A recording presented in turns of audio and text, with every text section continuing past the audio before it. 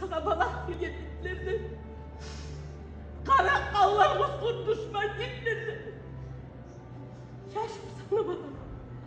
Ok demedik, öğredik. El namuslu kudmeti olan eredin. Eredini er murat, güç olan.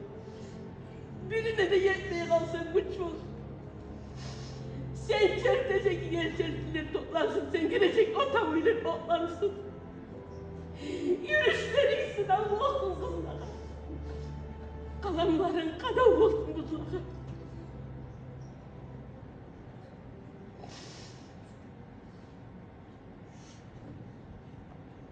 Sağa bakan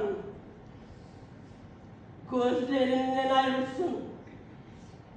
Sağa uzanan kollarından ayrılsın. Karilerden balam kolu kesilsin.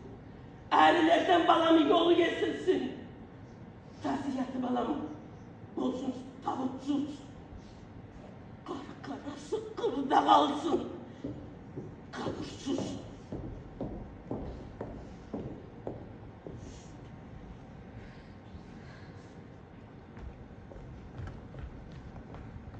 Ne bu lan?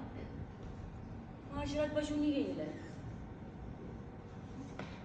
Ne bu lan?